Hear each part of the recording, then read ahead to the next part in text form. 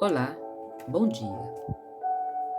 Hoje lerei o capítulo 5 do livro O Caballion, Os Três Iniciados. Estudo da filosofia hermética do Antigo Egito e da Grécia. Está na página 51. O universo mental. O universo mental contido na mente do todo, o Caballion. O todo é espírito. Mas o que é espírito? Essa pergunta não tem resposta, uma vez que sua definição é praticamente a mesma do todo, que não pode ser explicado nem definido. Espírito é simplesmente um nome que os homens dão à concepção mais elevada da mente vivente infinita. Significa essência real. Significa a mente vivente tão superior à vida e à mente como os conhecemos, quanto essas últimas são superiores à energia mecânica e à matéria. O espírito transcende o nosso entendimento e usamos o termo simplesmente para poder pensar ou falar sobre o todo. Tendo em vista nosso pensamento e entendimento, estamos certos ao pensar no espírito como mente vivente infinita, reconhecendo ao mesmo tempo que não podemos entendê-lo em sua plenitude. Devemos agir assim ou parar totalmente de pensar sobre a questão. Façamos agora um exame da natureza do universo, tanto no seu todo como em suas partes. O que é o universo? Vimos que não pode haver nada fora do todo. Portanto, o universo é o todo? Não, isso não é possível, porque o universo parece ser constituído de muitas coisas e está em constante processo de mutação. Em outras palavras, não se ajusta às ideias que estamos compelidos a aceitar a respeito do todo, como deixamos claro em nossa última lição. Portanto, se o universo não é o todo, ele deve ser o nada. E é a conclusão inevitável da mente num primeiro momento. Contudo, não podemos ficar satisfeitos com essa resposta, porque somos conscientes da existência do universo. Portanto, se o universo não é o todo, nem o nada, o que poderá ser? Examinemos mais detalhadamente essa questão. Se o universo existe ou parece existir, ele deve proceder de alguma maneira do todo. Deve ser uma criação do todo. Porém, como é impossível que alguma coisa seja criada a partir do nada? O que pode estar na base da criação do todo? Alguns filósofos responderam a essa questão dizendo que o todo criou o universo a partir de si mesmo, isto é, a partir de ser e da substância do todo. Mas isto não nos será útil, pois o todo não pode ser subtraído ou dividido, como já vimos aqui. Então, repetindo-se isso fosse verdade, cada partícula do universo não poderia ignorar seu próprio ser. O todo não poderia perder a consciência de si mesmo, nem tampouco converter-se no átomo numa forma cega ou numa coisa de existência desprezível. Alguns homens, na verdade, convencendo-se de que o todo é realmente tudo, e também reconhecendo da sua própria existência enquanto homens, apres- apressaram-se a concluir que eles e o todo eram idênticos, proclamando em altos brados: Eu sou Deus. Para o divertimento da multidão e o lamento dos sábios, a reivindicação de um corpúsculo que, de que eu sou homem seria modesta em comparação. Mas o que é, na verdade, o universo, uma vez que não é o todo, nem foi criado pelo todo, como este se separou em fragmentos? Que outra coisa poderá ser? De que outra coisa poderá ter sido feito? Esta é uma grande questão. Examinemos cuidadosamente. Sabemos que o princípio da correspondência, ver a lição 1, vem aqui com o nosso auxílio. O velho axioma hermético, assim em cima como embaixo, todo ser posto a nosso serviço está neste ponto. Tentamos obter um vislumbre das operações nos planos superiores mediante o exame dos nossos próprios planos. O princípio da correspondência deve aplicar-se tanto a este como a outros problemas. Vejamos, no seu próprio plano de existência, como é o homem, como é que o homem cria?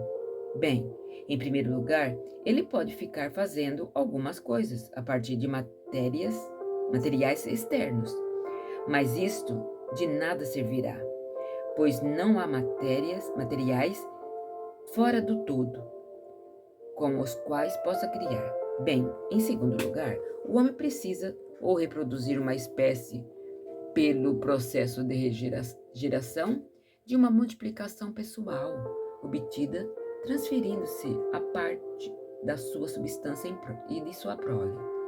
Mas isso também de nada servirá, porque o todo não pode se transferir ou subtrair uma parte de si mesmo, assim como não é capaz de reproduzir ou multiplicar-se. No primeiro caso, haveria um descarte. No segundo caso, multiplicação ou adição ao todo, duas coisas não seriam absurdas. Não há um terceiro modo que permita o homem criar? Sim, ele cria mentalmente e ao fazê-lo não usa nenhum material exterior, nem reproduz o próprio. Sim, e ainda assim seu espírito impregna a criação mental. Seguindo o princípio da correspondência, estamos certos de considerar que o todo cria o universo mentalmente de modo semelhante ao processo pelo qual o homem cria imagens mentais. E essa é exatamente aqui a voz da razão. Está de acordo com a voz dos iluminados, mas nos mostra os seus preceitos escritos. São esses preceitos dos sábios, foi esse ensinamento de Hermes. O todo não pode criar a nenhuma outra maneira, a não ser mentalmente, sem usar elementos materiais. Não há nada de que preste ao tal uso. Ou reproduzimos-se a si mesmo, o que também é impossível. Não há como fugir a essa conclusão da razão, a qual, como dissemos, esta é em harmonia os mais elevados preceitos do iluminado. Assim como vós podeis criar um universo próprio em sua mentalidade, o mesmo pode fazer o todo. Mas nosso universo é a criação mental, uma mente física, finita, ao passo que aquele do todo é a criação do infinito. Os dois são natureza semelhante, mas infinitamente diferentes em grau. Mais adiante, aprofundaremos nosso exame do processo de criação e manifestação. Contudo, desde já, é preciso inscrever em nossa mente, com grande firmeza, o seguinte ponto: o universo e tudo o que ele contém é uma criação mental do todo. Em verdade, Sem qualquer dúvida, o todo é mente. Em sua mente infinita, o todo cria inconstável universo que existe em imensuráveis períodos de tempo. E ainda assim, com todo a criação, evolução, declínio e morte de 1 milhão de universos, não parece demorar mais de um simples piscar do olho, o Cabalion. A mente infinita é todo e a matriz do universo, o Cabalion. O princípio de gênero, a administração de todos os planos da vida material, mental e espiritual. Porém, como já dissemos, gênero não significa sexo. Sexo é simplesmente uma manifestação material do gênero. Gênero significa relativo à geração ou criação, e onde qualquer coisa pode ser gerada ou criada. Em qualquer plano do princípio de gênero deve ser manifestar. E isso é igualmente verdadeiro da criação de universos. Contudo, você não deve concluir apressadamente que estamos ensinando que existe um Deus, um Criador macho ou fêmea. Essa ideia não passa de uma deturbação dos antigos preceitos sobre o assunto. O verdadeiro ensinamento é que, em si mesmo, o todo está acima do gênero, assim como está em cima de qualquer outra lei, inclusive daquelas regras do tempo e espaço. Essa é a lei de onde procedem todas as leis. Não submete a elas. Porém, quando todo se manifesta no plano de geração ou criação, sua postura harmoniza-se a lei e o princípio, de uma vez que está se movendo sobre o plano inferior da existência. E por conseguinte, é evidente que manifesta o princípio do gênero e os seus aspectos masculino e feminino sobre o plano mental. Essa ideia pode parecer alarmante a alguns leitores que dela tomam conhecimento pela primeira vez. Na verdade, todos eles já aceitaram passivamente essas suas conclusões cotidianas. Falam sobre a paternidade de Deus, a maternidade da natureza, sobre Deus, o Divino Pai, e a natureza, a Mãe Universal. E ao fazê-lo, reconhece instintivamente o princípio de gênero no universo, não é verdade? Contudo, a doutrina hermética não implica uma dualidade real. O todo é um. Os dois aspectos são mero aspecto de manifestação. O ensinamento que o princípio masculino manifestado pelo todo se encontra um certo sentido, separado de verdadeira criação mental do universo. Ele projeta seu desejo no princípio feminino, que é chamado de natureza. Em consequência do que esse último inicia verdadeiro trabalho da evolução do universo de simples centros de atividades até o homem, e depois subindo ainda mais, tudo de acordo com as leis da natureza, bem estabelecidas e rigorosamente aplicadas. Se o leitor preferir os antigos modos de expressão, poderá considerar o princípio masculino como Deus, o Pai, o princípio feminino como natureza, a Mãe Universal, de cuja fonte todas as coisas foram geradas. Isto é mais de uma figura poética da linguagem. É uma ideia do verdadeiro processo da criação do universo. Mas ele deverá ter sempre em mente que o todo não é senão um, e que em sua mente infinita o universo é gerado, criado e existe concretamente. A aplicação da lei da correspondência ao leitor e à sua própria mente poderá ajudá-lo a chegar a uma ideia apropriada.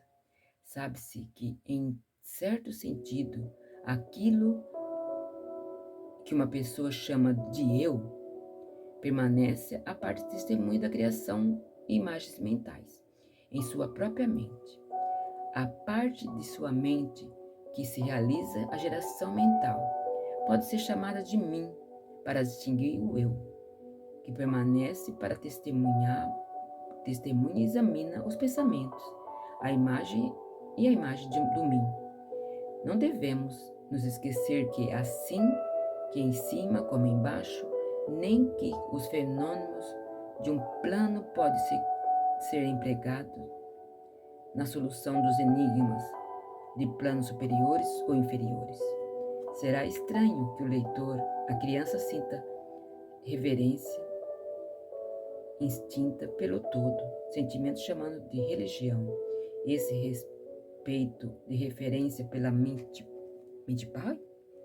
Será estranho, ao considerar as obras, as maravilhas da natureza, ele seja dominado por uma poderosa sensação cujas raízes se encontram nos processos mais profundos de um ser. De um ser? A mente mãe, ele aperta fortemente contra o seu seio, como faz a mãe com seu filho. Tampouco podemos cometer o erro de crer o pequeno mundo que vemos ao nosso redor, a Terra, que simplesmente é um grão de areia à comparação com o universo. Seja o próprio universo. Existem milhões de milhões semelhantes e maiores. Há milhões e milhões de universos iguais à existência dentro da mente, infinita do todo.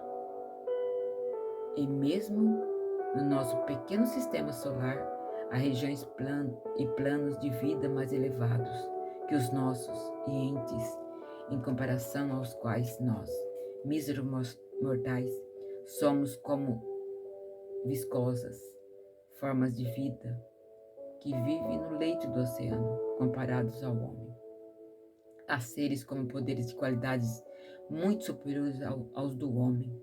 Jamais sonhou que pudesse, pelo posse do atributo dos deuses. Não obstante, esses seres foram outrora em vós, e ainda mais inferiores. Com o tempo, porém, seremos iguais a eles, ou mesmo superiores, porque é o destino do homem, como dizem os iluminados. E a morte não é real, mesmo no sentido relativo do termo. Ela não nada mais é do que o nascimento de uma nova vida. Subvire mais alto, cada vez mais alto, em direção a planos da vida mais elevado, para períodos imensuráveis do tempo. O universo é a nossa morada, e exploraremos mais profundo recesso antes do fim dos tempos. Habitamos a mente infinita do todo, e nossas possibilidades e oportunidades são infinitas, tanto no tempo como no espaço. E no fim do grande ciclo do éons, quanto todo atrair, e sim, todas as suas criações seguirão com alegria, pois então nos será dada a conhecer a verdade total de ser um com o todo. Assim falam os iluminados, aqueles que avançaram muito ao longo do caminho. Enquanto isso, descansemos em paz e serenidade, estaremos seguros e protegidos pelo poder infinito da mente Pai e Mãe. Dentro da mente Pai e Mãe, os filhos mortais estão em sua morada, o Cabalion. No universo não há ninguém que não tenha pai ou mãe, o Cabalion. Deus abençoe a todos. Muito obrigada.